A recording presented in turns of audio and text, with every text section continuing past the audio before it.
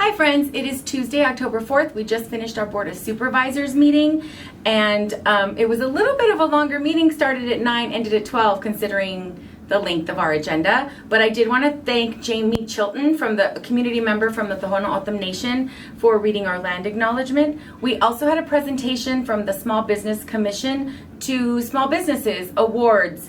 And some of those were Coffee Times, Home Watch, Caregivers of Southern Arizona, Treasures for Teachers of Tucson, Make Way for Books, Why Not Travel LLC, and Marcus Engineering. And all of those business owners were here and received an award.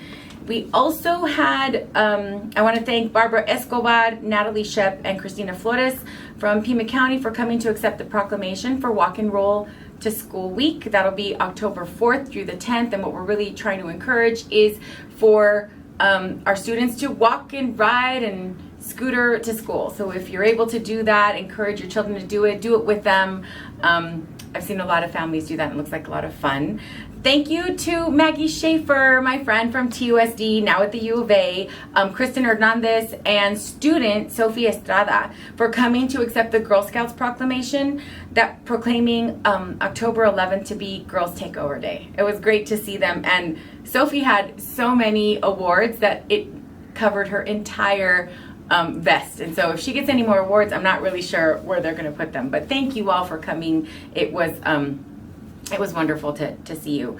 We went out of order a little bit because there was quite a few people that spoke and called to the audience. So we started at number 16, which is the 2022 primary election after action report. I feel like this item has been on the agenda 5 or 6 times, where we're just really calling in our county recorder, Gabriela Casares Kelly, and our elections director, Constance Hargrove, just repeatedly asking them very similar questions week after week after week.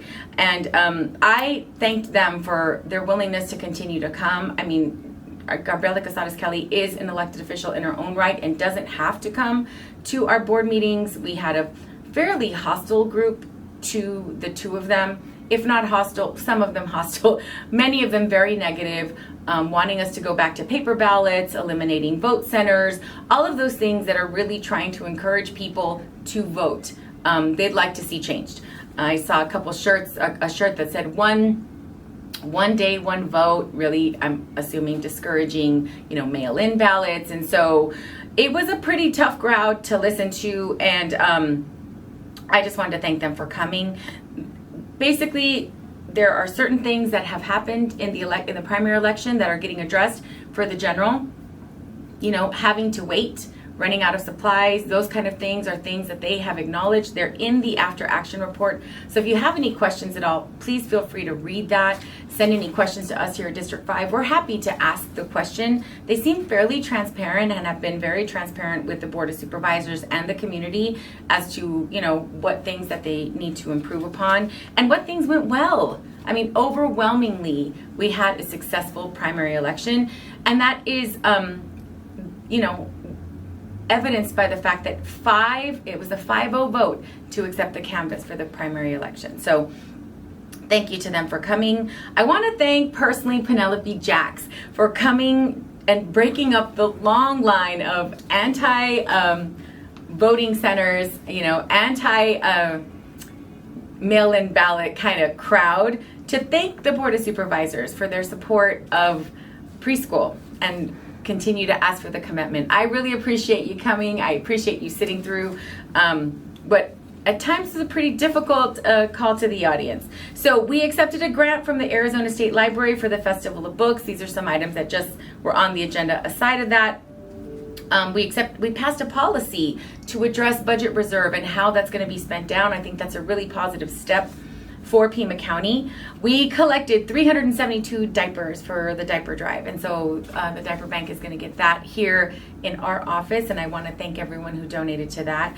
I was appointed to the Board of Health, so I will be your representative, the representative for the Board of Supervisors at the Board of Health. This is a position vacated by Supervisor Hines, and so that item passed unanimously, which I appreciate.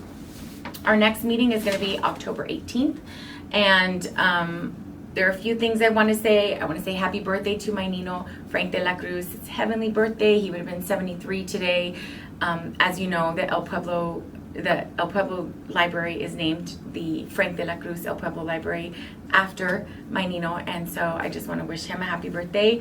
Attended Pride and got this really cool little paperweight, and that reminded me that I wanted to thank everyone who made Pride such a successful event.